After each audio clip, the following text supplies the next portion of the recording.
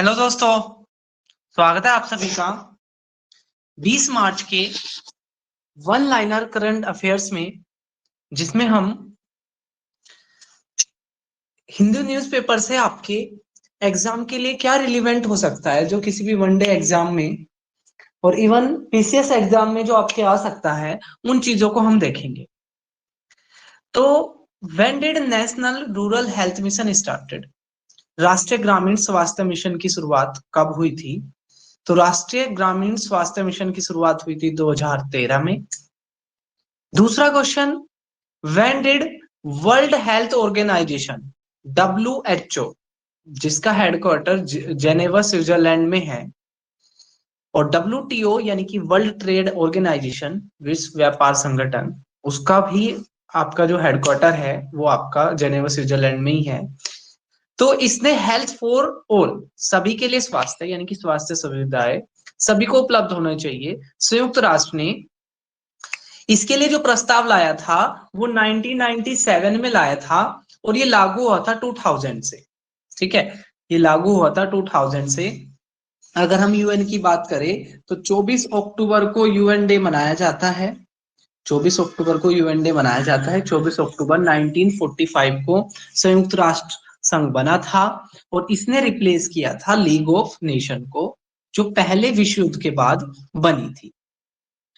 Next अगर हम बात करें, where did G20 foreign minister meeting will held?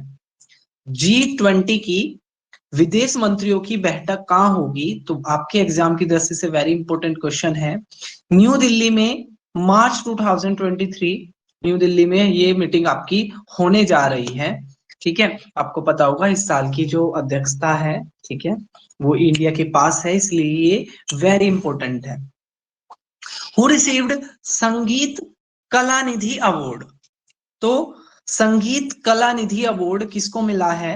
तो संगीत कला निधि का अवार्ड जो मिला है वो बॉम्बे जयश्री को मिला है। ठीक है, संगीत कला निधि सम्मान किसको प्राप्त हुआ है? बॉम्बे जयश्री को मिला है।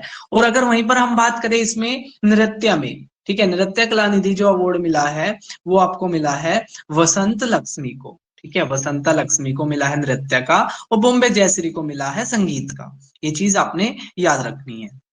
चलिए, अगर हम नेक्स्ट क्वेश्चन की बात करें तो नेक्स्ट क्वेश्चन कह रहा है, according to the national sample survey. अभी नेशनल सैंपल सर्वे हुआ था, कौन से नंबर का सैंपल सर्वे हुआ था? कई बार ये भी क्वेश्चन पूछ लेते हैं। तो 78 नंबर का हुआ था, जिसके आधार पर कुछ डेटा आए हैं। पहला डेटा ये कहता है कि आज भी 33% लोगों को पानी भरने के लिए अपने रेजिडेंट से दूर जाना पड़ता है। दूसरा कहता है कि भारत के 35% घरों में पाइपलाइन बिछ चुकी है, जो टंकी से होता है जहां से पानी आता है, वो 35% लोगों के पास। 13.7% लोगों को जॉब के लिए दूर जाना पड़ता है, यानी कि अपना घर छोड़ना पड़ता है। 5% लोगों के पास एसी है, और 33% आज भी जो हाउस होल्ड है वो अनक्लीन फ्यूल यानी कि उपलों पर, लकड़ी पर, इस तरह की चीजों पर डिपेंड है। तो एक बार हम रिकैप कर लेते हैं। 33% लोगों को पानी के लिए दूर जाना पड़ता है, 35% लोगों के घरों में पाइपलाइन बिछ चुकी है, 13.7% लोगों को अपने घर को छोड़ना पड़ता है जॉब के लिए, 5% लोगों के पास एसी है, और 33% जो लोग हैं वो अनक्लीन फ्यूल का प्रयोग करते। Where did G7 summit of 2023 will held? G7 की समिट कहां होगी? तो G7 की जो समिट होगी वो अब की बार जापान में होगी।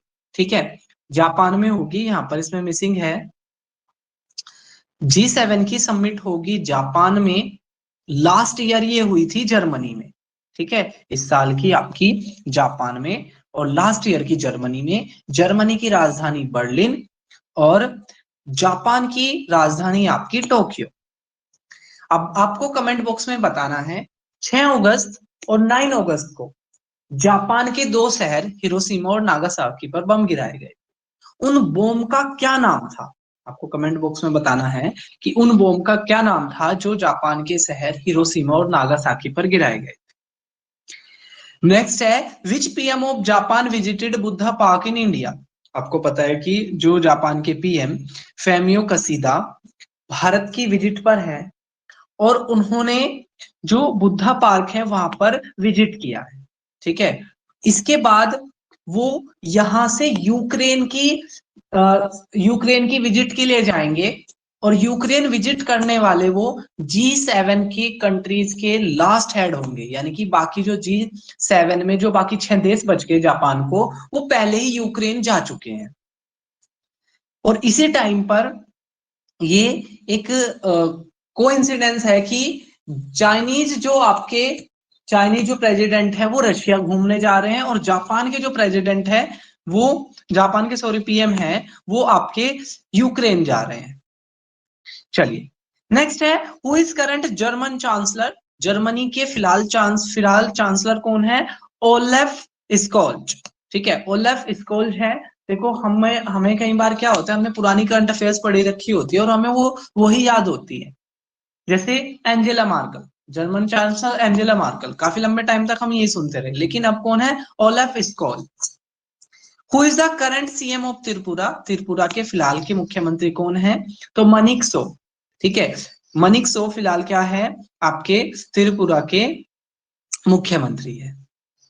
फिर 11th क्वेश्चन वेरी इंपॉर्टेंट है, which law exclude SC women from inheritance.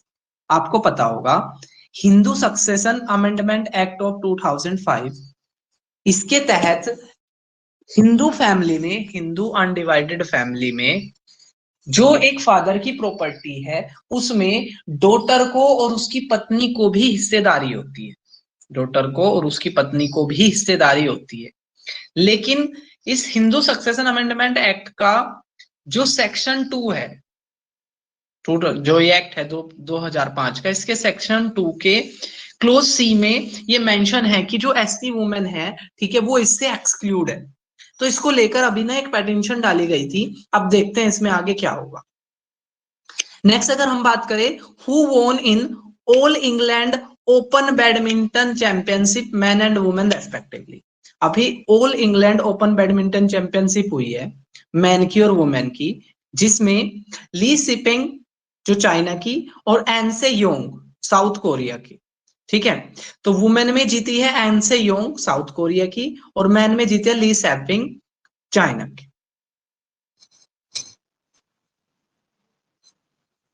तो ये थे हमारे 20 मार्च के करंट अफेयर्स।